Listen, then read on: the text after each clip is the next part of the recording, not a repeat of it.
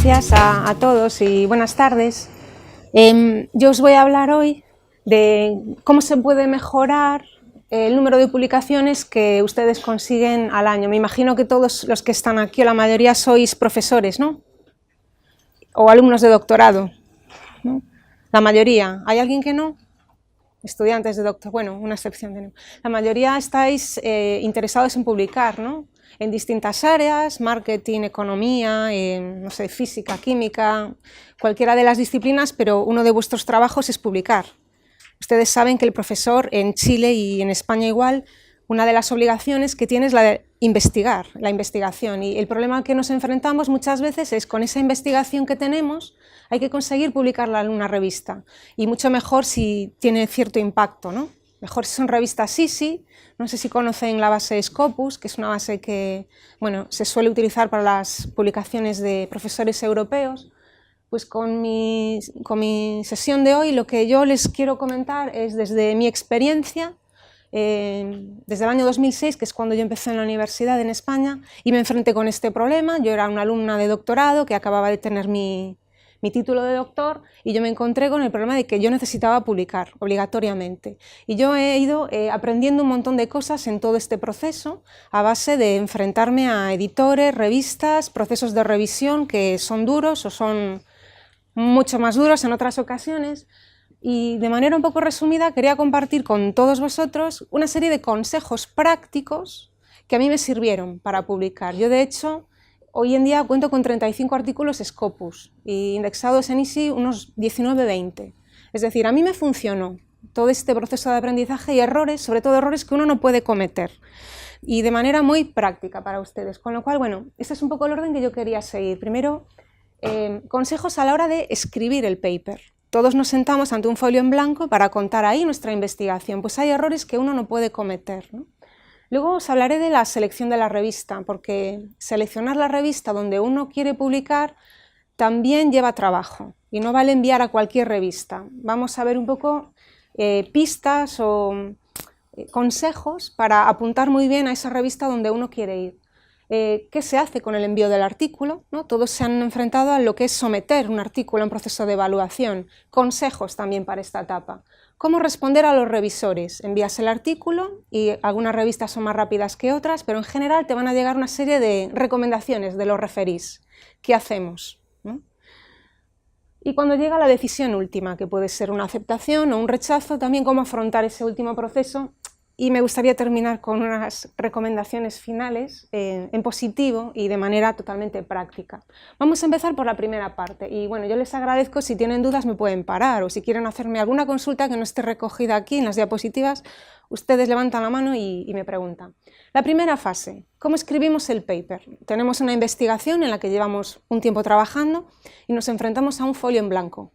Hay que empezar a sentarse a escribir, ¿no? Bueno, mi primer consejo, y me da igual la disciplina de la que sean ustedes, es que uno tiene que dominar completamente el marco teórico en el que está trabajando. Es imposible que uno se sienta a escribir, yo soy del área de marketing, que yo me ponga a escribir sobre el valor de marca, brand equity, si yo no domino la teoría.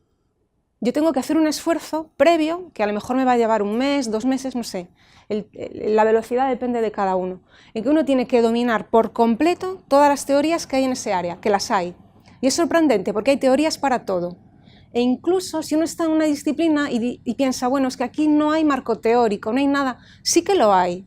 Tómese su tiempo y busque, porque seguro que hay teorías de personas que llevan investigando y publicando desde hace 20 o 30 años que han llegado a alguna conclusión. Es un punto fuerte para cualquier artículo que uno domine completamente la teoría o las teorías de ese área. Si no, empezamos muy mal.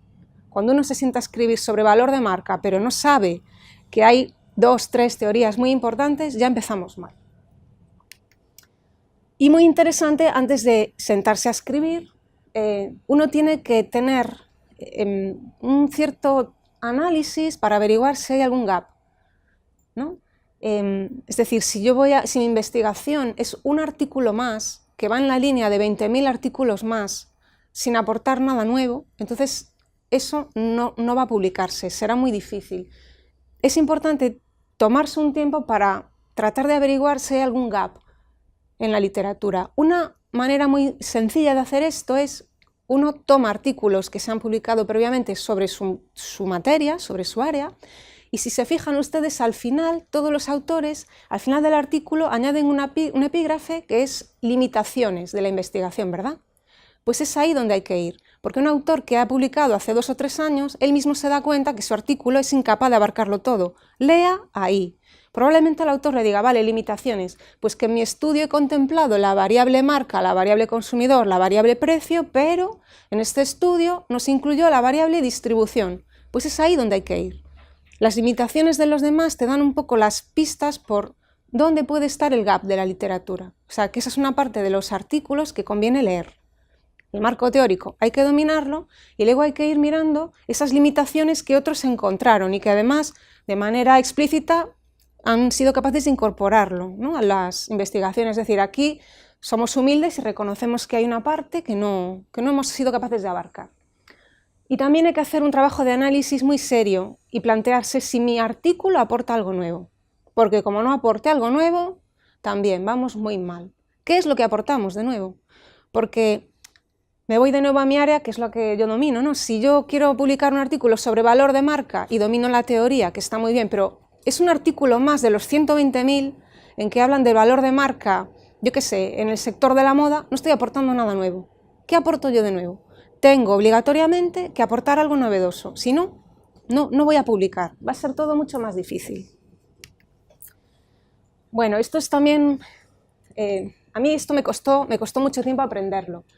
Yo haría una distinción entre artículos que son empíricos, ustedes saben, artículos donde uno toma un modelo teórico, se va a un campo de investigación y lo que hace es un estudio empírico más. Prueba que esa teoría se prueba, que esas hipótesis que otros plantearon hace años se cumplen, las valida en Chile, que es su país, ¿no? Y nos quedamos súper contentos, ¿no? Eso es un tipo de artículo. ¿Están de acuerdo?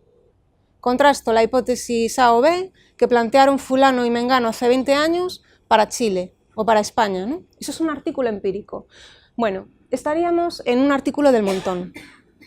Es decir, con ese tipo de artículo que todos ustedes conocen, nos vamos a ir a revistas con un impacto, yo diría, bajo, y con mucha suerte una revista de impacto medio. Y ahí nos vamos a quedar, porque no estamos aportando nada nuevo, es un estudio empírico más. Lo siento, es así de triste, no vamos a ningún lado. Si somos capaces de, una vez que dominamos la teoría, hemos descubierto cuál es el gap, si somos capaces de aportar algo teórico o conceptual, aunque sea algo muy pequeño, por ahí vamos muy bien, porque eso es lo que va a aportar calidad a un artículo. Y con un artículo de esas características, yo les digo que van a apuntar a revistas de nivel alto o, en el peor de los casos, a revistas de nivel medio. Entonces hay que tomar un tiempo para ver si con esas variables que uno trabaja, con los datos que uno tiene, es capaz de ir a lo conceptual. Olvídense del estudio empírico, olvídense de los datos de su país o del país en el que estén trabajando, intenten ir siempre a lo conceptual. A mí me llevó mucho tiempo aprender esto. Esto lo descubrí en una de mis estancias con precisamente uno de los editores del Journal of Marketing, que es la mejor revista de mi área. Creo que ningún español ha publicado nunca ahí. Y uno de los editores me dijo, claro, nadie hace nada conceptual. Si no me aportas teorías nuevas o aportaciones conceptuales, nunca vas a publicar aquí. Y tiene toda la razón. Eso es lo que aporta valor. Bueno, es un poco de manera gráfica lo que les quería contar. Yo he vivido que es así. Tu investigación en tu área, con tu base de datos, tus variables, tu aportación. Como sea un estudio empírico más, os digo, bueno, publicaréis seguramente. Pero la revista nunca va a ser buena. Va a ser una revista normalita. Si eres capaz de aportar algo conceptualmente novedoso, o incluso ya, no sé, ser tú capaz de crear una teoría, ponerle un nombre, es decir, siempre a lo conceptual. Ahí tienes opciones de ir a revistas mucho más buenas, donde es mucho más difícil publicar. Bueno, ya a la hora de sentarse a escribir el artículo, a mí me gusta dar este consejo preliminar porque a mí me ha funcionado. No sé cómo escriben aquí ustedes cuando se enfrentan al folio en blanco, seguramente muchos entrarán en pánico. Yo les doy mis consejos, que a mí me han sido muy útiles. Primero, lo que es la metodología, el tipo de investigación, el tipo de estudio que ustedes hacen, incluso los resultados a los que vas llegando cuando trabajas con tus datos, eso uno lo puede escribir desde el momento número 1. Tienes una metodología, una base, vas a hacer cosas con esa base, quieres llegar a un objetivo final, tú puedes empezar a escribir eso desde ya, no hay ningún problema. Eso sí, acuérdense, tienes que ser un experto en la teoría sobre la que escribes o en el campo teórico en el que trabajas. Las teorías hay que dominarlas. Mi consejo es que lo que son las conclusiones del artículo, que eso lo dejes para después. Una vez que veas, oye, los resultados, qué pasa con tus datos, qué pasa con la teoría, a lo mejor tus resultados contradicen la teoría, por ahí vas mal, sería muy extraño, a lo mejor estás probando una teoría nueva, ¿no? Incluso la introducción, que es una de las partes más difíciles de un paper, déjenlo para el final, porque un poco la introducción tiene que resumir todo el conjunto. Entonces no es buena idea empezar por ahí, no es buena idea empezar con pongo un título, introduzco y luego ya tiramillas, no. La introducción la vamos a dejar para el final, porque tienes que ver el conjunto de la historia que estás contando. Y mi consejo, y por eso lo he puesto en rojo al final, señores, háganme caso, el título y el resumen, eso es lo último que uno escribe. Y ahora les voy a explicar por qué. El título es lo último. No empiezan a escribir por un título, eso es un error. Porque el título tiene una serie de características que ahora voy a ir con un poco de detalle, pero la más importante es que tiene que captar la atención del que lee. Y el primero que lee el artículo que tú envías es un editor, ¿no? Sí. Y el editor es una persona muy agobiada que no tiene tiempo. No tiene tiempo porque está recibiendo artículos continuamente. Hay revistas que reciben 1000, 2000 al año, con lo cual el título tiene que captar la atención. Si no, no le van a hacer mucho caso. Con lo cual el título tienes que pensarlo muy bien. Tiene que ser breve, conciso, tienes que ir al grano y tienes que atraer la atención del que lee, porque está muy ocupado. Lo mismo ocurre con el abstract. Cuando el editor lea el abstract ya vas a ver, simplemente leyendo esas líneas que pueden ser 100, 200, 250 palabras, no más, el editor ya sabe si el artículo es bueno o no. Fijaos. Porque en un abstract tienes que concentrar todo. ¿Qué estás haciendo? ¿A qué conclusiones llegas? Y muy importante, en el abstract uno debe dejar bien claro cuál es la contribución de su artículo. Muy bien, ¿qué cuentas tú de nuevo? ¿Qué nos estás contando que no sepamos? Eso tiene que aparecer ahí bien claro. Eso es lo que llama la atención del editor, ¿no? Con lo cual es un buen consejo dejar esto para el final, ¿no? Bueno, vamos con la estructura. Yo aquí no me voy a entretener porque doy por sentado que todos ustedes, que son académicos y profesores, saben perfectamente, ¿verdad?, la estructura que debe tener un artículo, ¿o no? Sí, ¿verdad? Lo digo, bueno, si hay algún alumno de doctorado, que yo los tengo, pues alguno de mis alumnos está un poco despistado, yo le tengo que decir, no, mira, hay una organización estándar y tú no te la puedes saltar. Lo ideal para que te acepten un artículo, y si ustedes leen las normas de las revistas con detenimiento, la mayoría te van diciendo, oiga usted, cuando envíe un artículo queremos ver esto, pam, pam, pam. Y normalmente son todas estas secciones, una introducción, fundamentos teóricos, obligatorio, unas hipótesis que puedes plantear en forma de pregunta o de hipótesis, un objetivo, el objetivo tiene que estar. ¿A dónde va con su investigación? ¿Qué quiere probar? ¿Qué está usted analizando? Metodología, la que ustedes usen, unos resultados, unas conclusiones y, muy importante, no se olviden, limitaciones. Es que ninguna investigación es perfecta, entonces uno tiene que tener la humildad de ver qué falta ahí, porque seguro que faltan cosas, cuéntelo. Pues mire, es que no he podido incluir las 10.000 variables, tal. Me he centrado en estas variables, cuéntelo. A lo mejor la limitación es que se centró en un país, ¿no? Esa es otra limitación, no sé, cuéntalas, no pasa nada, para eso es ese apartado. Y lo último, recomendaciones para la gestión. Esto en el área de empresa es fundamental. Si estás investigando sobre teorías, banalidades que al empresario no le importan, eso resta puntos a la investigación. En el área de empresa nos obligan, usted cuéntele esto, ¿para qué demonios le vale a un empresario? Cuéntelo ahí. Está investigando sobre marca, vale, muy bien, llega a unas conclusiones, ¿para qué sirven? ¿No? A eso me refiero. Dedíquenle un apartado a esto, a la visión práctica de lo que yo hago, ¿para qué vale? Cuéntenlo, ¿no? Y unas referencias o bibliografía, que me he olvidado que sería el último apartado. Sí, perdón. En las conclusiones hace una mezcla uno con la discusión, porque de repente hay revistas que ponen discusión primero, conclusiones al final, como haciendo como un medio, como resumen o sí. más importante la discusión. Yo este orden que les traigo aquí para mí es un poco el estándar. Yo separaría discusión de resultados, donde uno puede meter fórmulas, resultados estadísticos, no pasa nada, las puedes incluir, incluso referencias bibliográficas, de conclusiones, donde uno ya no puede meter ningún resultado estadístico ni citar a nadie. Pero yo le diría, si usted está pensando en una revista determinada y en esa revista le recomiendan refundir o juntar discusión de resultados con conclusiones, hágalo. Adáptese a lo que quiera esa revista. Ahí manda el editor, manda la revista, te adaptas. Y piensas, a mí alguna vez me ha ocurrido esto, yo pensé, caray, qué revista más rara. Me suena un poco raro, pero yo me voy a adaptar. Pues yo quiero publicar aquí. Entonces, te adaptas, ¿no?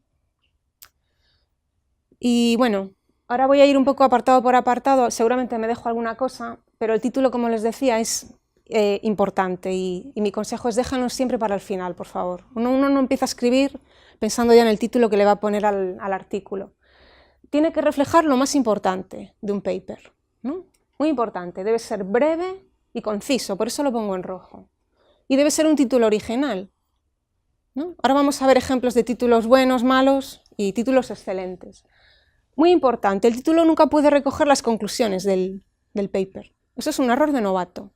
Si tus conclusiones son, no sé, por ejemplo, que la lealtad del consumidor influye en el valor de marca porque tu investigación confirma eso, tú eso no lo puedes llevar al título. Pues el título no puede ser la lealtad del consumidor confirma, aumenta o disminuye o influye en el valor de marca. No, eso usted se lo reserva para las conclusiones. No puede ir en el título.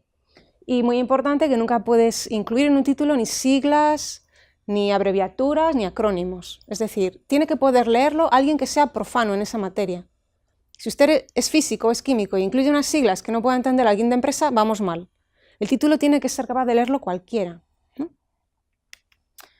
Y bueno, yo me tomé la molestia de buscar, son revistas actuales de artículos publicados y uno encuentra de todo.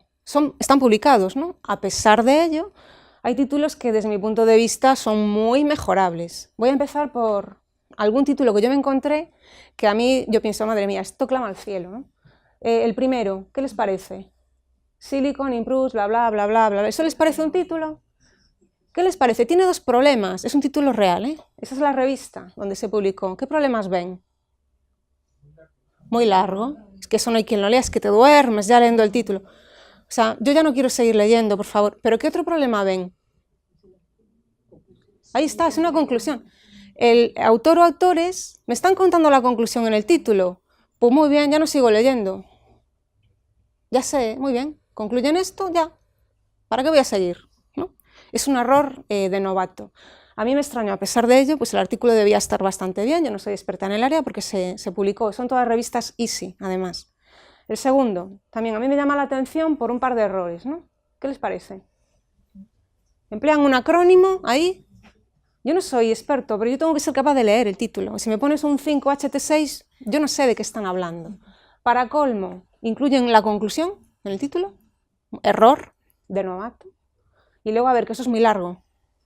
Que es que me duermo. Que no, ya el editor, piensan en el editor cuando le llega esto. O los revisores dicen, wow, vamos. ¿No? Se van a aburrir un poco. Incluso el último, de la revista Appetite, que es también una revista Easy. Bueno, es un poco más breve, no hay ningún acrónimo, pero de nuevo me están contando una conclusión en el título. Error. Las conclusiones uno se las reserva para el apartado de conclusiones. Y ahí uno se explaya y se luce con todo lo que ha descubierto, pero no me las llevéis nunca a un título, ¿vale? Títulos correctos, que para mí, yo pienso, vale, están bien. Son publicaciones recientes, todas son revistas Easy. Títulos breves, van al grano, ¿verdad? El editor no se duerme, sabe perfectamente de qué van a hablar y no me están adelantando ninguna conclusión o resultado, ¿a qué no? Correctos, correctísimos, a mí me valen. Breves, concisos, van al tema, no adelantan ninguna conclusión y no incluyen acrónimos, siglas o abreviaturas, cualquiera puede leer. Bien, ¿no? Ya apetece un poquito más leer los artículos, ¿no? Cuando tienen este título, sí. El segundo título, bueno, cumple con lo que estabas diciendo. Eso ha sido un error mío. Hay un doble in, pero eso ha sido error mío, ¿eh? Sobra un in. Sí, pero me preguntaba si la población. Es importante poner la población en cuál hizo el estudio. Yo no lo pondría. Porque abajo, China, pero es una obligación, no es una obligación poner la población. No. Si fue hombre, fue mujer. No, no. Niño, si el estudio lo has centrado en un grupo de población concreta, o incluso si tu estudio lo has hecho en un país como hay en China, no es una obligación y mi consejo es no lo pongáis, porque te estás alejando del objetivo de ir un poco a lo conceptual o a lo teórico. Si tú estás centrando un artículo, estos autores se lo publicaron, tuvieron mucha suerte. Yo creo que sé por qué, y es porque faltaban artículos de autores chinos. Pero así, en petit comité les digo, a nadie le importa. Esto a mí me lo dijo un editor, a nadie le importa lo que ocurre en España. Entonces, no me cuentes lo que hacen los consumidores allí, yo le daba la razón, si es que tiene razón, a nadie. Entonces voy a intentar que ese comportamiento que tienen los consumidores en España, abstraerlo a lo que podría ser Europa. Intentar globalizar, generalizar. Nunca jamás se me va a ocurrir, de nuevo, la idea de llevarme eso al título, es un error. Pero tu trabajo al final va a ser sobre los consumidores en España. Sí, y lo fue. Entonces yo esa información me la voy a... Eso lo vas a incluir cuando hables de tu muestra. ¿Con qué muestra trabajaste? Ah, pues ahí en letra pequeña, en una línea, escondido. Sí, este estudio se hizo con consumidores residentes en España. Punto. Porque a nadie le interesa. Hay que intentar generalizar. Lo mismo si el trabajo lo he hecho únicamente con hombres. Eso me lo llevo a la información que yo doy sobre mi muestra. Punto. Pero en el título es un error. Porque estás perdiendo el objetivo de generalizar, globalizar. ¿Lo entienden? Con lo cual, con eso hay que tener mucho cuidado. No se trata de ocultar información, sino de ponerla en el lugar adecuado para que el artículo ya de entrada no te lo vayan a rechazar. ¿No ven? Hay algunos casos donde sí se cita la población o el país donde se hizo, pero son casos contados y a mí me da la sensación que es porque la revista quiere autores de ese país. Entonces lo aceptan, ¿no? Bueno, y encontré algún otro título que para mí estos... Pues son títulos estupendos. Bueno, los de marketing, como no nos luzcamos aquí, ¿no? Ahí pues tenemos que hacer un ejercicio de... ¿A qué apetece leer? Fíjense en el primero. Dan ganas de leer. Oye, ¿qué está pasando? ¿Qué me están contando aquí? El segundo, Brand Wars, la guerra de las marcas, haciendo un juego con Star Wars. De eso se trata. Pon un título que apetezca leer, que el editor no quiera dejarlo ahí. ¿No? Cuando los consumidores aman a sus marcas o ups, ha vuelto a ocurrir. Esos son títulos que atraen. Y sin embargo no estás perdiendo calidad, solo es un título. El editor ya verá cuál es la calidad del paper. Simplemente estás atrayendo la atención del que lee. Todas estas son revistas también Easy, artículos que se han publicado recientemente, con lo cual es una manera de ver que hay distintos tipos de títulos, que hay que tratar de escoger los buenos, de romperse un poco la cabeza para que sea breve, conciso, que vaya al grano, que tenga un título incluso que haga un juego de palabras o eso, que atraiga un poco la atención del que lee, ¿no? Bueno, y vamos al abstract, que yo les decía que esto conviene dejarlo también para el final. Es muy mala idea empezar uno redactando el abstract. ¿Por qué? Porque tiene que captar la atención. Es que el editor está muy ocupado, no tiene mucho tiempo, y el abstract se lo va a leer. Y en esa lectura de 100 palabras, 300 como mucho, vas a ver si el artículo merece la pena o no. Por el abstract te descartan. Viendo el abstract, el editor ya sabe si eso ya directamente, olvídate, ya no entra ni en el proceso de revisión. ¿Por qué? Porque deberías contar de qué va tu investigación, sobre todo qué aporta de nuevo. ¿Cuál es la contribución? Vale, has hecho una investigación del tema que sea. ¿Cuál es la mayor aportación a la literatura? ¿Qué aportas? Eso tiene que aparecer en el abstract. ¿Aporta algo nuevo? Eso lo tienes que dejar muy claro ahí. Y tiene que dar al editor pistas de, bueno, ¿merece la pena seguir leyendo? Porque si en el abstract ya el autor me está contando que no aporta nada nuevo o no queda claro cuando esa persona redacta el abstract qué es lo que me estás contando que sea nuevo, ¿por qué voy a seguir leyendo? Si es uno más de 20.000 artículos en ese tema, ¿para qué? Y va a determinar, yo diría que en un 90% que el editor continúe o que tu artículo se quede ahí. Un paper te lo pueden rechazar directamente por cómo es el abstract, con lo cual conviene dejarlo para el final cuando uno tenga muy claro qué aporto yo de nuevo. Y si no aporto nada, bueno, pues vamos a reflexionar, ¿no? Difícil, ¿verdad? Sí, muy difícil. Tiene que captar la atención del editor, porque el editor recibe miles de artículos, cuando la revista es muy buena, más artículos recibe, y es una persona, generalmente profesores, que están muy ocupados y no tienen tiempo.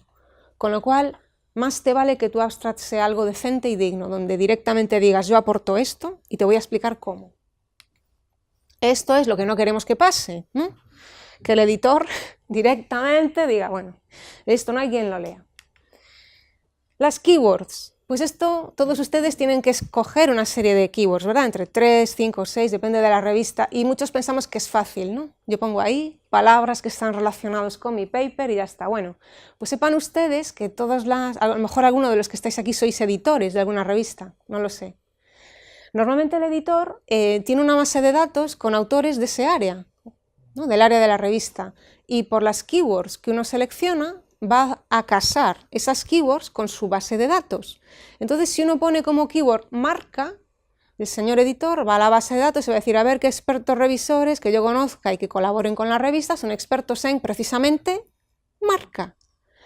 Y en función de esas keywords, digamos que el editor selecciona quién revisa tu paper.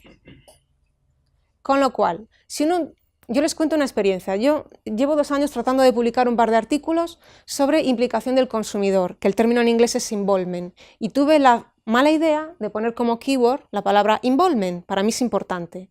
Bueno, pues me llegaron los mayores expertos del área y me daban por todas partes, porque sabían 1000 veces más que yo del tema.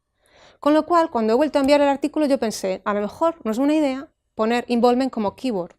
Prefiero que el editor me mande a un experto en otro área, pero en involvement no, porque me machacan. ¿Lo ven? Con lo cual no es algo que no tenga importancia, tiene mucha importancia. Determina qué revisor te va a llegar. Otra cosa importante es el idioma, ¿no?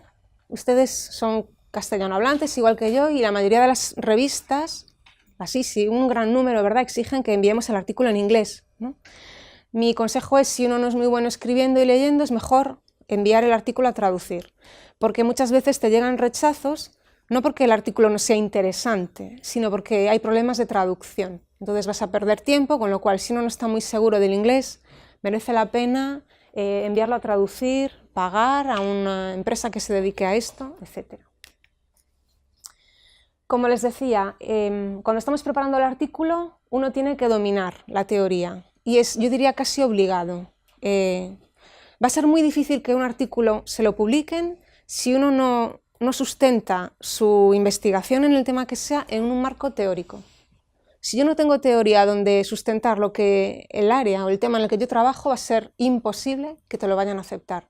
El editor va a decir, bueno, muy bien, ¿y de qué teoría parte este investigador? Ah, no hay teoría. Va a ser muy difícil, ¿no?, que ese artículo te lo puedan publicar. Y es muy importante, cuando uno tiene un poquito ya de experiencia y por lo menos conoce las revistas más interesantes de su área. A mí me ocurre, cuando yo escribo un artículo estoy pensando ya en una revista. No escribo por escribir y luego pienso, bueno, a ver, ¿a dónde lo voy a enviar ahora? Porque tengo 10, 20 revistas donde pudiera escoger, sino que el proceso debería ser a la inversa. Uno tiene que ir pensando ya a qué revista lo voy a enviar. Y una pista muy importante, que lo cuento un poco más adelante en las diapositivas, es, bueno, ¿y por dónde empiezo? Si yo no conozco las revistas de mi área, ¿a dónde voy? Una pista muy importante es su bibliografía. Su artículo lleva unas referencias bibliográficas, ¿no?, al final de todo, 30, 40. Esas son las revistas donde debes ir. Si tú estás citando continuamente como bibliografía, como es mi caso, pues el Journal of Retailing, porque en mi investigación pues me aparecen, pues mira, porque trabajé con esos autores o lo que sea, 10 citas, ¿por qué no vas ahí? ¿Lo ven? Es por donde uno debería empezar. ¿A quién estoy citando yo? Pues a esas revistas es a donde uno debería ir. Y bueno, hay una norma ética, y es que cuando uno está escribiendo un artículo, por mucha presión que tenga, por favor, enviadlo solo a una única revista. Saben que eso se penaliza, ¿no? Como uno tenga la ocurrencia de, bueno, como tengo mucha prisa, lo mando a la revista A y B a la vez, porque si no sale en una, puede salir en otra, te vas a meter en un problema gordo. Porque si te descubren, estás fuera de juego. Eso es algo que a los editores no les gusta nada. Te van a rechazar de ahí en adelante, no se les ocurra. Por muy estresados que estén, seleccionen una revista, comiencen el proceso ahí. Eso sí, si le rechazan el artículo, una vez que el editor ha tomado esa decisión, envíenlo a donde quieran. Pero mientras la revista está en un proceso de revisión en la revista A, no se les ocurra enviarlo a ningún otro lado. ¿Esto les suena nuevo? No, ¿verdad? Esto es una norma que ustedes conocen. Bueno, y muy importante, no se olviden, me da igual el área en el que estén trabajando, escribir un paper es contar una historia. Luego tenemos que tener obligatoriamente principio, desarrollo y final. ¿O no? El editor quiere ver eso. ¿Qué me está contando este señor? ¿Qué aportación nueva tiene? ¿Aporta algo interesante? Sí. ¿Cómo lo cuentas? Tiene que tener un principio, pues tú descubres que hay un problema en un área determinada, te vas a plantear el desarrollarlo, investigarlo, y al final, ¿qué ocurrió? ¿Qué descubriste? ¿Qué aportas de nuevo? Obligatoriamente tiene que haber esta estructura. ¿Lo ven? Es como si estuviéramos contando un cuento, una historia, ¿no? Llegamos a la segunda fase, escoger la revista, ¿no? Como os digo, esto no es nada fácil en cualquiera de las áreas donde estemos.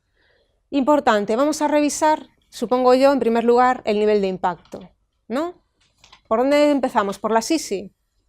Por la revista SISI, ese es el objetivo número 1, ¿no? Todos queremos ir ahí, está muy bien. Vamos a escoger una serie de revistas SISI. Ahí va a ser más difícil publicar, ¿verdad? ¿A que sí? Es muy bueno tener, cuando uno tiene un artículo, digamos, una revista como la candidata número 1, pero también ir pensando que esa opción puede fallar, e ir pensando en otras revistas, esas que están en tu bibliografía, que tú podrías enviar ahí el artículo si es rechazado. Pero siempre conviene empezar apuntando alto. Para mí es un error que después de pasar un año o el tiempo que sea preparando una investigación, uno ya de entrada diga, bueno, es que yo no estoy muy seguro de mi trabajo, no creo que tenga grandes aportaciones, así que voy a comenzar enviándolo a una revista Scopus o indexada en Latindex o una base menos importante. Para mí es un error. Apunten alto, no tienen nada que perder. Empiecen por una easy, que tenga un impacto bueno, que ya tendrás tiempo después, si se demora mucho el proceso o te hacen sufrir mucho los revisores, de ir pues ya rebajando expectativas, pero empieza apuntando alto, ¿no? Es conveniente revisar el nivel de aceptación. Creo que tengo por ahí, bueno, luego vamos a ver un par de gráficos. Todas las revistas, si uno entra en la página web de cualquiera de ellas, uno encuentra el nivel de aceptación. Te van a decir la mayoría pues, que se aceptan el 10%, que se acaban publicando un 20%. Cuanto mayor el nivel de impacto, menor la tasa de aceptación, ¿no? El Journal of Marketing o Journal of Retailing de los que le hablé, pues probablemente se acepten un 5% de los papers que se envían. Conviene ver cuál es la tasa de aceptación de la revista. Y la temática, ¿ustedes se leen esto? Es decir, tú estás pensando en esa revista que curiosamente citas en tu bibliografía 10 veces, conviene que entres en esa página de la propia revista y leas qué es lo que la revista dice que es el focus, o sea, de qué temas trata la revista. Y no trates de incluir ahí tu artículo con calzador. Tu artículo debe estar dentro de estos objetivos, si no, estarías haciendo mal. Y muy importante, tomaros un tiempo para ver, bueno, a ver, la revista Journal of Retailing me dice que en los objetivos es una revista que se centra en las publicaciones sobre distribución, ¿no? Me lo dice, yo lo leo, vale, muy bien. No es suficiente esa información. Uno debería ver qué está publicando la revista y lo ideal sería ir a los años más recientes, o sea, no se me vayan a lo que publicó la revista en 1990, o sea, en los últimos 5 o 6 años. Y tómate el trabajo de ver qué se está publicando ahí, volumen por volumen. Yo así descubrí que en el Journal of Retailing que el focus era la distribución, y ya está, pues estaban publicando en distribución electrónica. Vale, pues ahí es donde me tengo que ir. Si los 5 últimos años están publicando distribución online y mi artículo es de distribución en tienda física, no tengo nada que hacer. Me voy a otra revista, ¿no? Porque el editor me está diciendo, estamos publicando desde hace 5 años en distribución online, ¿qué vienes tú aquí a contarnos ahora de...? ¿No? ¿Lo entienden? Tomaros el tiempo de ver en qué está publicando. Y muy interesante también, ¿verdad? Cuando uno está un poco estresado por publicar, analizar cuántos issues, cuántos números tienen por año. Es mucho más fácil publicar en una revista que tenga 12 issues que en una revista que tenga 4, o en una que tenga 2 al año. Eso conviene verlo. Hay que ser un poco astutos también, ¿no? Bueno, pues si estoy un poco apurado porque necesito publicar sí o sí y ya me urge, pues porque estoy a punto de terminar el periodo de doctorado o lo que sea, casi mejor empiezo por una revista que tenga un gran número de issues. Bueno, esto es para que se hagan una idea de lo que está ocurriendo en las publicaciones. Claro que es un sufrimiento publicar, es un dolor de cabeza, ¿no? Ahí tenemos el número de journals que hay y el número de envíos. Es que claro, estamos compitiendo con chinos, yo se lo digo a mis alumnos, estamos compitiendo con indios, con chinos, con americanos, con sudamericanos, y toda la gente está trabajando a destajo, con lo cual el nivel cada vez es mayor, más competitivo, hay que ser mucho mejores que esos otros autores. Y esto es un esquema también sobre la tasa de aceptación. Si ven, la mayoría son todas revistas Easy, la gran mayoría con impacto alto, pues van a tener una tasa de rechazo de un 60% o más. Eso es lo habitual. Con lo cual, si rechazan un artículo, no os desesperéis, es lo que hay, es así. Uno tiene que aceptarlo, que la tasa de rechazo va a ser generalmente muy alta. Y esto es lo que ocurre en las revistas Scopus, que como os digo es una base que yo creo que conocéis, es donde están casi todos los trabajos de los autores en Europa, en Scopus. Pues esta viene siendo la tasa inicial de rechazo, es decir, que tú envías un paper y ya el editor te dice no. Ni siquiera ha entrado a leerlo, te dice, de entrada, no. Pues ahí vemos que el rechazo es de un 62%, y el problema puede ser que tu artículo no coincida con el interés de la revista, que estás publicando en distribución física y la revista está en otros temas, años luz, están en distribución online. El problema puede ser que tu título está mal, que tu abstract no recoge lo importante. Todo eso pueden ser problemas, ¿no? Con lo cual es difícil, es muy difícil publicar. Bueno, la selección. Les decía, cuando uno no tiene mucha idea de por dónde empezar, conviene empezar por tu propio listado bibliográfico. Es una pista muy buena. Si estás citando continuamente a un par de revistas, lo lógico sería intentar publicar ahí. Importante también. A mí me ha ocurrido a veces que yo tenía algún artículo que yo pensaba, bueno, esto es muy interesante, a mí este tema me encanta, mira tú qué investigación más original. Y yo estaba pensando en una revista de marketing, yo toda feliz voy a enviar el artículo y cuando me siento a leer con calma, normas para envío de artículos. Muchas de las revistas tienen límite de palabras. ¿Saben de lo que les hablo? 5.000, 6.000 y mi artículo estaba ya por las 9.500. Con lo cual hay que revisar esto, me temo. Uno tiene incluso que después de haber pasado un año escribiendo e investigando, el ver es que a lo mejor esa revista no es para tu paper. Si es una revista que tiene un número de palabras muy reducido, o te dedicas a resumir eso a conciencia, o no es una revista para ti. El número de palabras hay que verlo. Y la nacionalidad. No sé si ustedes saben. Conviene también demorar un poco de tiempo y ver quién es el editor, de qué país, qué nacionalidad tiene la revista. ¿Esto ustedes lo hacen? Conviene. Mi experiencia es que hay alguna revista de países, bueno, países donde te van a volver loco, mi experiencia, literalmente. Editores y revistas de Reino Unido y Holanda, mi experiencia es que son las peores para publicar. El tiempo de publicación es el más largo. Uno puede demorar 3, 4 años tranquilamente. O sea, juegan un poco con la paciencia. Revistas más rápidas, en general, las norteamericanas. Son mucho más expeditivas. O sea que la nacionalidad parece una tontería, pero no. Cuando la revista en la que quieres publicar es de estos dos países, vas a sufrir un poquito más. Y, por favor, revise usted quién está en el equipo editorial. Tómense su tiempo, hagan las cosas bien. ¿Por qué?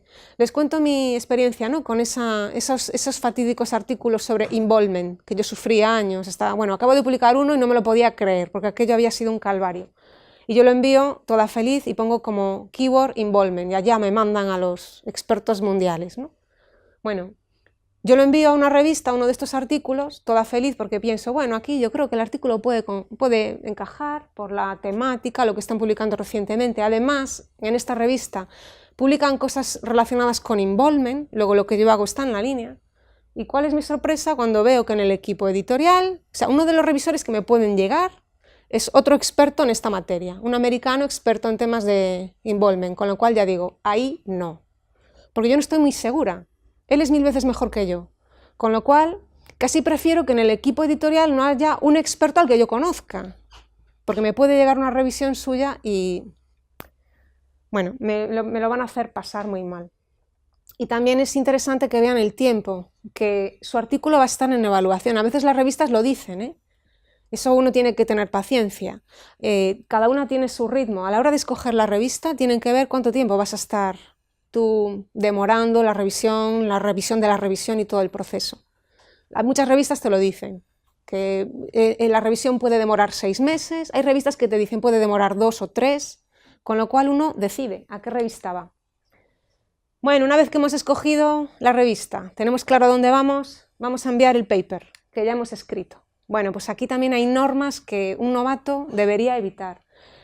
Uno se tiene que adaptar sí o sí a las normas de la revista. Es decir, si el editor me está diciendo que quiere letra Times New Roman, tamaño 11, con un marginado como sea, que quiere los títulos en negrita, si me está diciendo quiero las tablas en un archivo aparte y quiero que la bibliografía, en vez de normativa APA, sexta edición, usted siga la normativa a la que sea, si quieres publicar ahí, tienes que adaptarte, no hay otra.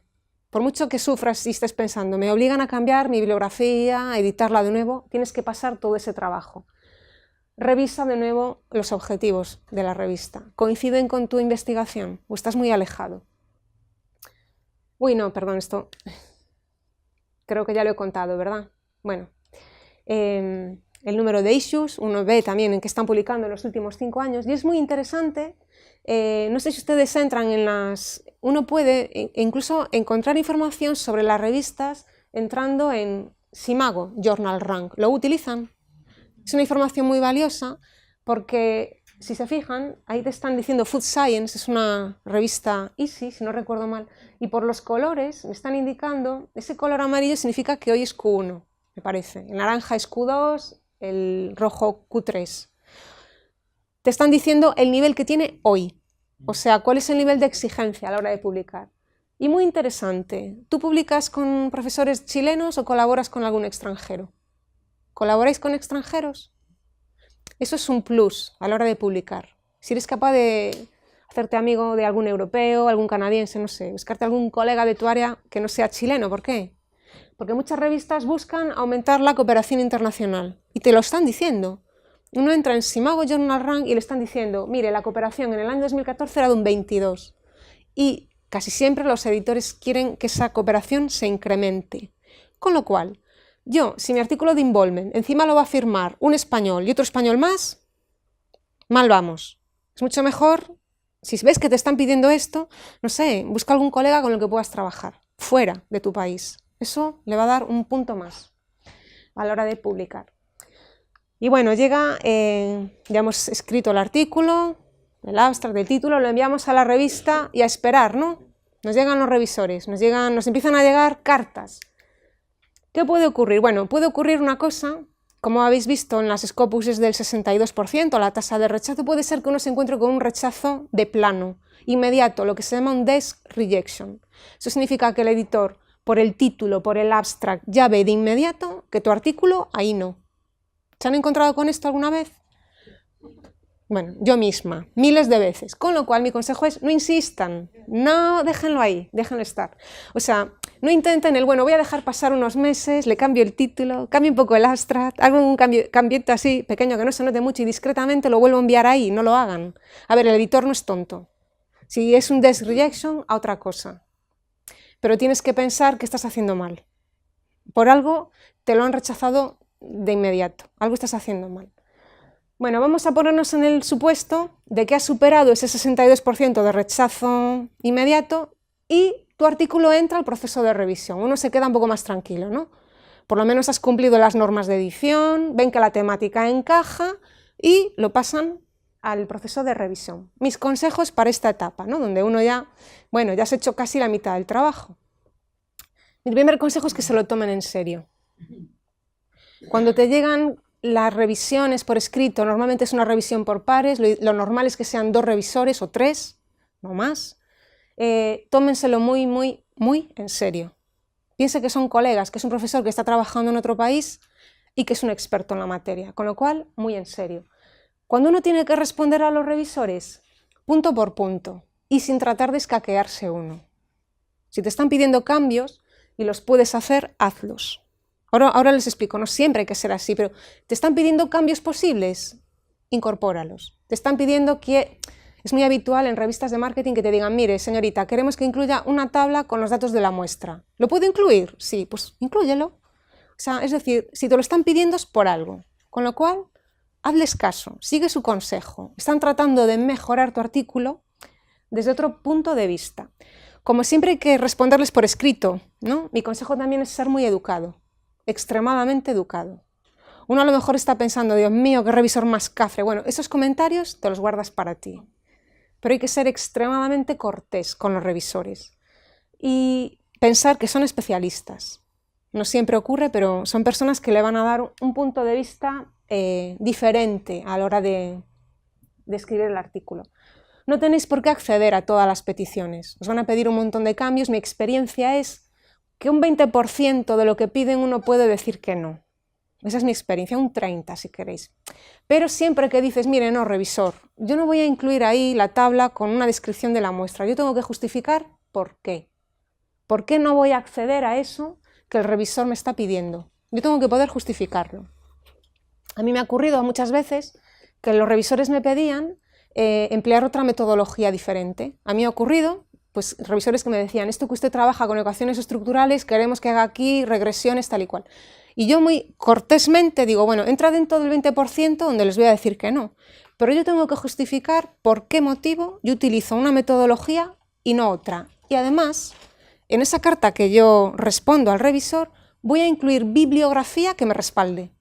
Y digo, ya me quedo tranquila, no lo digo yo, lo dicen estos señores del área estadística que están confirmando que esta investigación se puede hacer con ecuaciones estructurales. Al otro 80% yo recomendaría ceder a todo, tener al revisor contento, ser muy educado y tenerlos contentos. Y no los enfaden, por favor, no les tomen por idiotas. O sea, el revisor, si le está pidiendo, resuma el texto, señor, que su texto son 30 hojas, y uno manda un artículo revisado que son 29, ese tipo de cosas al revisor le enfadan. Piensen que son profesores, que no tienen tiempo, no les enfade. Si te están pidiendo, oiga señor, revise el inglés, revísalo, hazle caso. Si te están pidiendo, oye, incorpora referencias bibliográficas, incorpóralas. Si te están diciendo incorpora la tabla, hazlo. No puede ser que cuando tú mandes el paper revisado, esa tabla que te pidieron no esté. Porque el revisor va a decir, pero me está tomando el pelo este autor. Yo le pido que me haga un cambio y se hace un poco longui. O sea, tómatelo en serio. En cuanto a la incorporación de bibliografía es muy habitual, ¿verdad? Es decir, que los revisores muchas veces te digan, te estás olvidando de citar a estos señores. Mi consejo, en general, sería hacer caso a esa recomendación. Aunque yo piense, bueno, pues yo a estos señores no los citaría, pero yo lo voy a incluir. Haced caso. A mí me ocurrió una vez, sin embargo, una única experiencia he tenido negativa en ese sentido, de una revista a la que yo envié un paper y, bueno, me llegaron otros revisores, me llegaron 5, yo me quedé un poco asustada. Y yo me demoré un mes casi en responder, hice todos los cambios que me pedían. Y uno de esos cambios eran concretos sobre la bibliografía. Y uno de los referís me decía, señorita, se ha olvidado citar a este señor. Y era el mismo, un mismo autor, y me estaban hablando de 5 o 6 artículos sobre el tema en años diferentes, pero era el mismo autor. Y yo que pensé, bueno, a mí no sé por qué, alguien que se quiera autocitar aquí, esto es muy extraño, me quieren que yo incluya a este autor aquí sí o sí. Yo cedí. Y digo, bueno, pues a mí esto no me parece muy ético, pero yo lo voy a hacer. ¿Por qué? ¿Lo puedo hacer el cambio? Sí. Es un cambio que yo puedo hacer, no me están destrozando la metodología ni me están destrozando los datos. ¿Lo puedo hacer? Sí, yo lo hago. Y eso es lo que hice, ¿no? A mí es un tipo de petición por parte de los revisores que no me gusta mucho. Pero bueno, mi recomendación es ceder. Y cuando llega, ¿no?, la decisión, ¿qué va a ocurrir aquí? Nos armamos de valor. ¿Qué puede ocurrir? Puede ocurrir que me lo acepten, ¿no? Bueno, esto casi, ya les digo, esto casi nunca va a ocurrir. Se van a encontrar probablemente con una minor revision.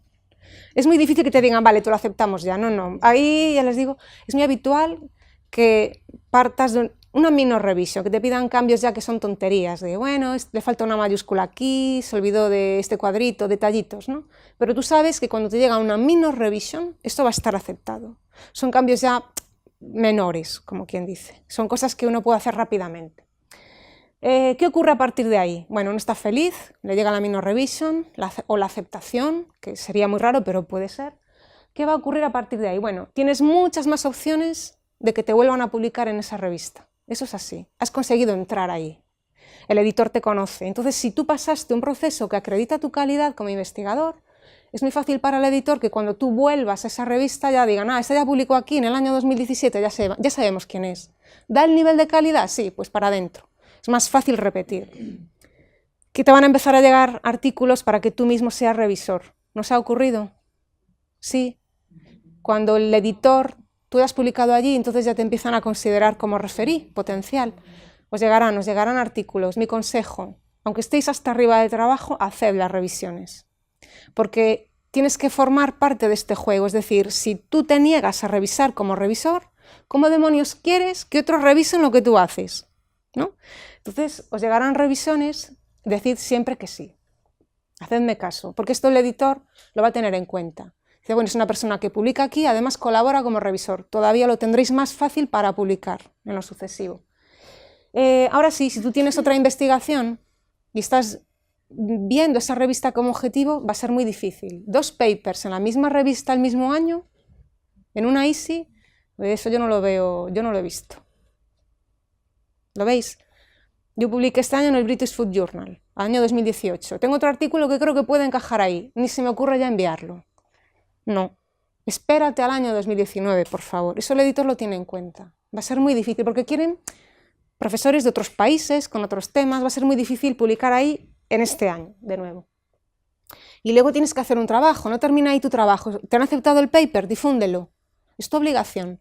Ya sabéis que hay muchos repositorios en internet, incluso la página oficial de la universidad, donde uno puede colgar sus artículos. Tenéis que llevarlos ahí. Sé que muchas páginas tienen, las revistas tienen periodo de embargo de 2 años, muchas, ¿no? Entonces, bueno, pues basta con colgar una primera página o colgar el artículo, pero decir que exclusivamente para fines de investigación, pero tenéis que difundirlo, porque la revista, una vez que os publica, lo que quiere es que os citen. Te tienen que citar. La revista quiere artículos que sean citados. Entonces, ¿cómo demonios te van a citar si no estás presente? Con lo cual, repositorios, páginas de la universidad, etcétera, ahí tiene que estar tu paper. Tienes que de alguna manera difundirlo. Llevarlo a congresos, por supuesto, ¿no? ¿Y qué ocurre si te rechazan? ¿No? Muy habitual esto. A ver, las Scopus rechazan ya de inmediato el 62% de lo que les llega, con lo cual esto es habitualísimo. ¿Qué hacemos? Bueno, mi consejo, que a mí me lo dieron el primer año que yo me llevé un rechazo, concretamente el catedrático Jean-Pierre Lévy, me decía, no te lo tomes como algo personal. Además, claro, yo leía los comentarios de los revisores y me ponía de muy mal humor, ¿no? No se lo tomen como algo personal, porque esto es un juego. Es así, esto estamos jugando todos a lo mismo, es un juego. Con lo cual, eso que diga el revisor, cuando ya le dice, no, le rechazo porque esta teoría no sé qué, y le rechazo además porque pues el artículo está fatal y le falta esto, esto y esto otro, no te lo tomes nunca como algo personal. Es decir, pon un poco de distancia, es un juego, estamos todos a lo mismo a publicar, ¿no? A todos nos rechazan, es lo más habitual. Y sobre todo lo importante, aprende, ¿por qué te rechazaron? ¿Por qué tuviste una desk rejection? ¿O por qué después de pasar un proceso de revisión te han rechazado el paper? ¿Qué falló ahí? Replantéate todo, replantéate, ¿dominas la teoría o no? ¿Estás atendiendo a un gap de la literatura o no tienes ni idea de qué gaps puede haber ahí? A lo mejor el problema está en que el inglés, que te pedían un inglés decente, no lo es, ¿no? Yo qué sé, o que te has equivocado de revista, con lo cual todo te lo tienes que replantear. ¿Qué falló? ¿Qué falló en todo el proceso? Y otras recomendaciones finales, bueno, que publicar para mí es un auténtico oficio, el oficio de escribidor de artículos, y esto tiene un tiempo de aprendizaje. Lo importante es que uno vaya aprendiendo a no cometer siempre el mismo error, ¿no? Y sobre todo cuando a uno le lleguen artículos, cuando uno se convierte ya en revisor, porque si te publican en la revista A o B, ya inmediatamente eres un revisor potencial, te llegarán revisiones. Mi consejo es que seáis generosos. Nunca penséis en ese revisor que te machacó, te hundió el artículo, es decir, poner un poco de distancia, sed generosos. Pensad que el que está publicando es alguien que empieza. Y siempre que comentéis algo en esa revisión, aportad algo de valor. ¿Qué le puedo decir yo a esta persona que está escribiendo para que el artículo que es regular mejore, ¿no? Sed muy generosos. Y bueno, mi recomendación final, de verdad, no os lo toméis como nada personal, porque esto realmente es un juego, y aquí estamos, yo creo que profesores, alumnos de doctorado, revistas y editores, pues todos jugando a lo mismo. Bueno, muchas gracias. Si tenéis alguna duda, alguna pregunta.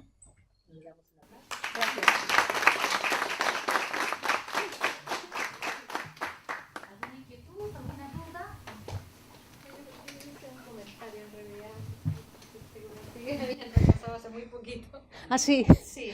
Bienvenida al club. Sí, has dado en el clavo en muchas cosas, me ha servido mucho tu exposición.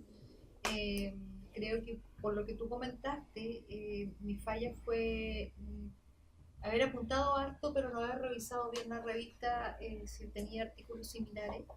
Y fue por editor, no alcanza a los revisores. Diciendo que el artículo era muy específico y que ellos estaban, sus políticas eran artículos más generales. ¿Ya? Entonces, así que te agradezco realmente lo que nos has entregado, el conocimiento, porque es que yo creo que ahí en ese caso el editor te está diciendo de manera muy educada el que esa no es tu revista. Claro. Para tu investigación, ahí no. Y casi todas las revistas, cuando tú entras en el título de la revista y buscas número de volúmenes, hay siempre una pestaña donde uno puede poner una palabra clave. En mi caso, para esos artículos que fueron un suplicio, era involvement, y yo le doy a la lupa de buscar y me buscan todos los issues de la revista sin acceder a ellos, pero simplemente veo que hay publicado que lleve como en el título, en el abstract o como palabra clave ese término. Y yo veo, si hay 2 artículos, digo, no, o sea, en 20 años 2 personas han publicado sobre involvement, ahí no. Pero si tú ves que hay 30, 100 artículos y todo el mundo que tiene algo relacionado con la materia publica ahí, entonces esa es tu revista. Con lo cual conviene mirarlo, porque si no vas a perder mucho tiempo. ¿Alguna otra consulta? Entiendo muy bien cuando se trata de conocimiento nuevo, pero cuando uno quiere publicar un review, una revisión bibliográfica, ¿en qué cosas hay que fijarse con respecto a una revista? ¿Cómo una revista escoge una buena revisión? Bueno, ahí ya me pillas un poco más verde, porque yo pocas reviews he publicado, pero yo te diría que el proceso es lo mismo. ¿Qué aporta tu review a todas las que hay? Porque estoy casi segura que de muchos temas clave ya hay reviews previas a la tuya. Luego tendrías que darle un enfoque nuevo. Por ejemplo, si hay muchísimas reviews sobre distribución comercial, que las hay, yo si estuviera en ese área pensaría, bueno, pero reviews sobre distribución online ya no tengo 10, tengo una, iría un poco por ahí. O tratar de hacer una revisión nueva, por ejemplo, en cuanto a metodología. ¿Cuántos artículos hay que trabajen el tema de distribución, pero empleando la metodología del análisis clúster? Darle un enfoque nuevo, que al revisor, que le van a llegar un montón de reviews, dirá, esto es nuevo. Es una review, sí, pero no es una más. No sé si me explico. Yo agregaría a eso también un poco que se fijan en qué tan experto uno es en el tema. Porque hubo un momento y que se utilizó hace un par de años atrás en los alumnos doctorando, como tenían que hacer una revisión, su tesis, entonces aprovechábamos ya un review. Y bueno, era publicado, no con revistas de tanto impacto, pero llegó un momento en que dijeron, no, review, o sea, no se puede, no vamos a aceptar más review mientras la persona no demuestre en 5 años o 6 años ser un poco experto en ese tema. Yo era un alumno de doctorado. Sí, los alumnos de doctorado aprovechamos, estoy hablando de hace unos 10 años atrás, ¿ya? No eran revistas, como te digo, de muy alto impacto, pero sí se llegó a ese punto, en que ya no era tan fácil hacer pasar un review cuando se buscaba la persona, el primer autor. Es que yo le explico un poco por qué pasa. Se me olvidó comentarles. Las revisiones en teoría son revisiones por pares, ¿no? Y revisiones ciegas. Eso es lo que te dicen todas las revistas Easy y Scopus, que son ciegas. Bueno, eso es verdad a medias. Porque si se fijan, la mayoría de las revistas, cuando uno envía el artículo, te piden, por favor, inscriba sus datos, nombre, afiliación. Muchas revistas te piden tu número ORCID. Y tú lo pones, ¿no? Si lo tienes. Deberíais estar en ORCID. Los que no estéis ya, en cuanto lleguéis a casa, porque entonces es como si no existierais en el mundo académico. Muchas revistas te piden ese número. ¿Y qué ocurre? Es ciega, sí, pero el referí tiene acceso a ese número, con lo cual a mí me llega un paper, me llega al ORCID y yo puedo entrar en internet y ver quién es que está publicando esta persona. Luego no son completamente ciegas. Si el artículo que te llega es de un alumno de doctorado, es decir, una persona que aún no es doctora, el editor puede pensar, bueno, tendrá la calidad que le pueda aportar un alumno. Tienes todos los boletos para que el artículo te lo rechacen. O sea, para mí no es un buen consejo publicar con alumnos de doctorado. Lo vais a tener mucho más difícil. Mucho más difícil. Y pensad que realmente no es ciega al 100%. Les va a llegar información de quién eres tú, qué estás publicando y en qué. Con lo cual, si el alumno no tiene ORCID, o pueden averiguar que no es un doctor, es una persona que está en proceso de doctorado, más difícil todavía. Probablemente por eso le rechazaran, no lo sé. Ahora, lo otro que me llamó la atención en esta revista que me rechazaron a mí es que cuando me empecé a meter en la página y con todas las normas cumpliendo, y por supuesto, claro, unas primeras cosas que es lo que aportaba de nuevo, todo eso, tuve que contestar como 3 páginas. Me preguntaban sobre nombres de referentes. Y por supuesto también donde había conflicto de interés. Sí. Conflicto de interés y que yo pusiera Eso, como 5 referentes. 5, Cinco referentes, de los cuales 3 tenían que ser nacionales y 2 extranjeros. esto les suena, ¿no? Cuando la revista te dice revisor al que te opones, ¿no? O revisores que recomiendas. Bueno, yo he tenido experiencias de todo tipo. Mi consejo es, cuando te dicen revisores que usted recomienda, mi consejo es, no hagáis el tonto y no pongáis al colega, al amigo, porque van a ver enseguida, pues yo pongo como revisor sugerido a un colega de la UFRO. Eso el editor lo va a ver y va a decir, bueno, poca seriedad. Te piden que alguien que recomiendes que no hayas trabajado con él, no hayas publicado con él y no sea de tu universidad. Exacto. Con lo cual, perdéis el tiempo si dices mi colega de despacho, ya tal.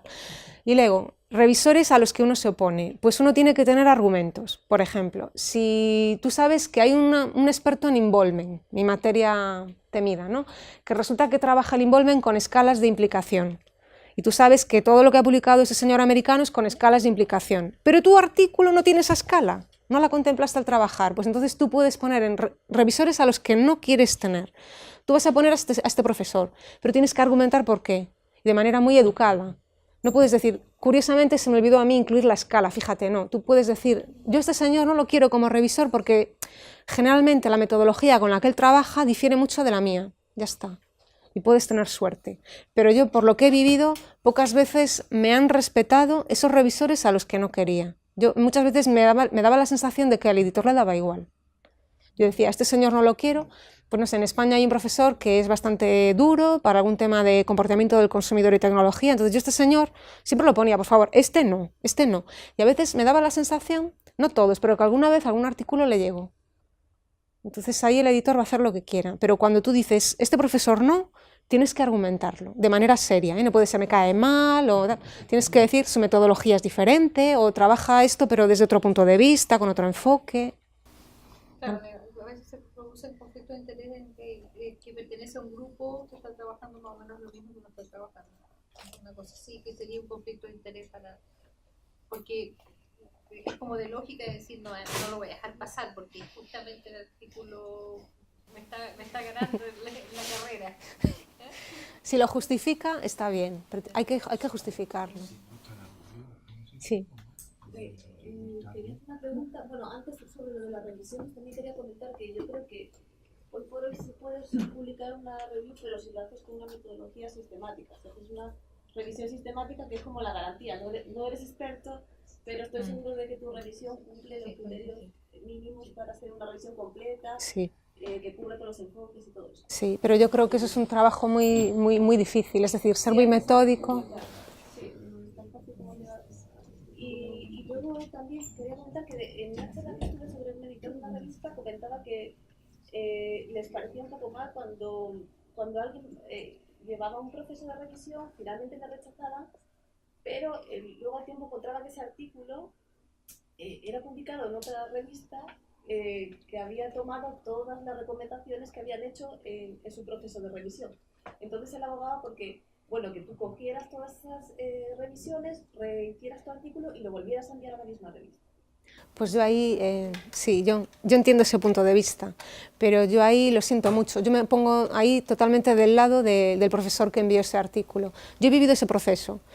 Es decir, yo envío a una revista de marketing alimentario muy buena, que es Q1, y me han estado enviando revisiones fortísimas. Además la revista tenía un tiempo muy lento, y yo estuve un año entretenida con ese paper, y al final, la decisión final es rejected, después de un año de trabajo. Entonces yo ahí lo siento, yo voy a apoyar al profesor. A partir de ese momento, usted es libre de enviar el artículo a donde le plazca. Y el editor tuvo su oportunidad. O sea, que si ahora vi mi paper en la revista de la competencia, A mí no puede venir a pedirme nada, porque yo hice todo el proceso de revisión y la decisión fue rechazado. Y a partir de ahí, usted es libre. No te pueden decir, esto no es ético, no, sí lo es, sí lo es. ¿Vosotros sí? A ver, yo no sé si me han hecho la pregunta porque yo tengo que salir. Encontré alumnos, por eso volví. Si yo pienso en Chile, en poesía, Huidobro, Neruda, la Mistral, escribir después de ellos, yo pienso en Parra, en Gonzalo Rojas. ¿Cómo tienen que pensar de ser como originales o reinventar para que los publiquen? Pero me salgo de ese plano y me voy a lo siguiente porque quiero entenderle bien lo que usted planteaba.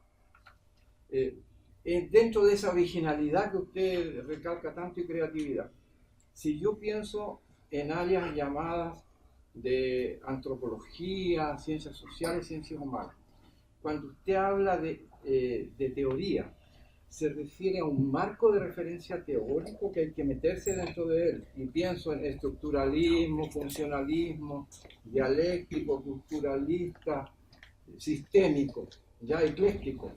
O se refiere también a lo que plantean muchos investigadores que dicen todo experimento, toda experiencia va a tener sentido si yo lo realizo dentro de un marco teórico. Y yo pienso que si alguien quiere hablar ya de teoría einsteiniana de la gravitación generalizada, tiene que entrar dentro de ese marco teórico y no puede entrar en niveles de Newton, porque es otra cosa. ¿A qué se refiere usted? ¿A todo eso? ¿A nada de eso? Y lo segundo, si un profesor publica el mismo artículo en 4 revistas diferentes y se los publica, ¿es porque va a pasar a la historia o es porque los editores encontraron el artículo muy bueno, pero él no sabía y que estaban haciendo un engaño por lo que usted va a entender? Esas son las dos. Sí, empiezo por la segunda pregunta, y es que cuando tú ves que el mismo artículo del mismo autor está publicado en 2 revistas distintas, o en 3 o en 4, yo alguna vez me he encontrado con ese caso. Incluso le hablo de un artículo que era idéntico, es un profesor español, el mismo artículo. Yo lo que pienso es, ahí a los editores se les escapó algo, pero eso no es nada ético por parte del autor, porque lo normal es que cuando tú te aceptan un artículo en una revista, lo que te piden es firmar un author agreement, con lo cual tú cedes los derechos de esa propiedad intelectual. Tú no puedes dedicarte ahora a llevar el artículo a otras revistas. O sea, muy mal por parte del autor. El editor o los revisores no se dieron cuenta. Eso es lo que yo creo que ocurre ahí. Y si el editor se da cuenta a posteriori, va a ser imposible que tú vuelvas a publicar ahí. Te van a tachar con una cruz. Dicen, este señor, prohibido. Porque se entiende que la primera revista que te aceptó, tú has cedido el trabajo a la revista. Se acabó. Ya no hay a dónde enviarlo. Ya está publicado o aceptado. Entonces, muy mal por parte del autor. Y en cuanto a la primera pregunta, si lo he entendido bien, yo me inclinaría por la segunda opción. Yo cuando hablo de que uno tiene que encuadrar su investigación en un marco teórico, me refiero a tú estás haciendo un experimento, una investigación, pero tú no partes de la nada, ¿no? ¿O sí? O sea, yo cuando investigo en el área de marketing y me voy a cualquiera de los temas, el que quieran, consumidor, marca, lealtad, precio, es que hay 20.000 publicaciones antes de que yo llegara. Desde que nace la ciencia social, marketing o la que sea, ya hay gente publicando. Con lo cual yo no puedo obviar todo eso. Yo no soy la primera en llegar. Yo soy un granito de arena en el desierto. De ahí 20.000 profesores que han estado estudiando la marca antes que yo. Pues me tendré que referir a ellos, ¿no? A eso me refiero. Y tienes que dominar si hay alguna teoría, fundamento, antes de que tú llegaras. Es importante, si no te estás perdiendo parte del tema. Si yo quiero publicar en distribución online, por ejemplo, no puedo coger y decir, bueno, pues voy a empezar a escribir distribución a través de Amazon, etcétera. No, es que hay modelos teóricos pues de los años 90, de los años 80, de personas que descubren que para comprar o hacer uso de la tecnología, para comprar, pues hay una serie de variables que están influyendo ahí, pero es que llegaron 20 años antes que yo tengo que conocer eso.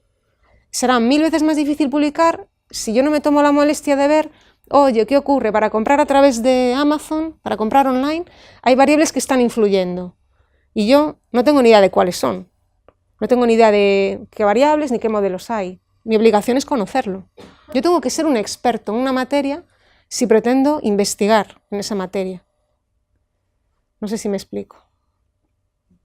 Me aboco por ahí. ¿Otra inquietud? O sea, agradecemos a la doctora. Ah, y hay una pregunta final. Una muy pequeña respecto de la tasa de tiempo de respuesta de las revistas en tu área, porque por el volumen de publicaciones que tienes es súper alto. O sea, me imagino que tú tienes en evaluación, por ejemplo, para tener 6, 8 artículos publicados en el año, de tener unos 30 artículos aproximadamente en revisión simultáneamente. No, no tengo tantos. Este año, no les digo, yo es que me paso un año escribiendo, a mí me gusta. Me gusta el juego esto, yo estoy aquí jugando todo el año. Y no sé, puedo tener en revisión ahora mismo 7, 6 o 7. Eso sí, en cuanto uno está siendo aceptado, veo que esto ya me lo van a publicar, yo no estoy parada. Lo que ocurre es que cuando uno escribe se le van ocurriendo nuevas ideas. Yo estoy escribiendo sobre Involving y digo, caray, se me ha olvidado introducir la variable engagement o attachment. Fíjate, esa variable que yo no la contemplé. Cuando leo, se me estaban ocurriendo 20.000 ideas, a veces no me llega el tiempo ni las manos, y digo, el siguiente artículo hay que incluir obligatoriamente la variable attachment, porque veo que hay 2 o 3 señores, o un revisor me dijo, señorita, se olvida el attachment. Entonces, el que quiere publicar siempre tiene que tener algo en cartera, como digo yo, tú tienes que tener por lo menos algo ahí circulando, ¿no? Para no estar parado. Tiempo de respuesta, pues en el área de marketing hay de todo, ya os decía, las peores, lo peor que yo he vivido, revistas holandesas y británicas, holandesas, de lo peor. Estás 3 años para que te digan algo, o más. Pero la media puede ser de respuesta 3 meses, viene siendo para que te den un primer feedback, 3 meses, 4 meses. Hay alguna revista Easy, todos los que estamos ahí en el área las conocemos, que pueden demorar 2 meses.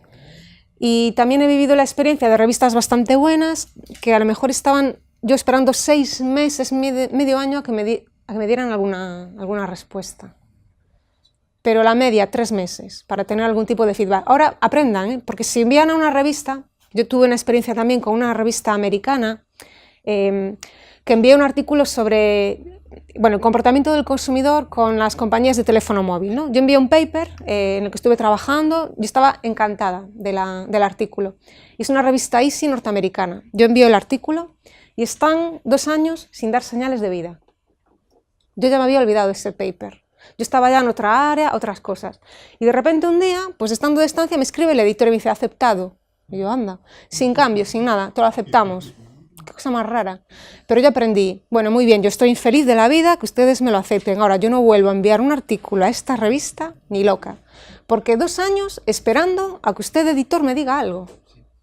O sea, no son revistas muy serias. Ese artículo no. No, está enviado en revisión, yo no lo puedo tocar. Eso no es ético. ¿Cuánto demoras tú en recolectar los datos? Porque, por ejemplo, en mi área lo que más nos demoramos nosotros en recolectar los datos. Desde el proyecto mismo, planeamos la idea, lo plasmamos y la realizamos. Eso, yo ahí no me... Sí. El hecho de escribir Sí, se nos dificulta un paper al año. un paper al año. Sí. Ya. Yo no sé cuánto tiempo demoran ustedes en recoger datos, porque yo creo que hay cada área, además ustedes utilizan diferentes metodologías, técnicas quali, técnicas quanti, pero yo le doy un consejo. 2 consejos, ¿vale? Uno que no me gusta mucho decirlo, pero como yo trabajo con consumidores, yo utilizo como participantes y respondientes en mis cuestionarios público cautivo. O sea, yo a mis alumnos, que son público cautivo, todos ellos pobres, todo el mundo a cubrir cuestionarios. No se me escapa nadie. Cuando es un examen de 300 alumnos, todo el mundo, porque consumen, luego pueden opinar. Aprovechen ese público cautivo que tienen para cubrir cuestionarios rápidamente. Y después, una vez que usted tenga una base de datos, no demora a tener otra base para seguir publicando. Seguramente con esa base de datos puede hacer cosas muy diferentes, simplemente aplicando metodologías nuevas, dándole un enfoque distinto, con lo cual una base puede dar para todo un filón de artículos. Muchas veces uno tiene los datos delante y no ve lo que hay. Agradecemos a la doctora Calvo. Gracias, muchas gracias.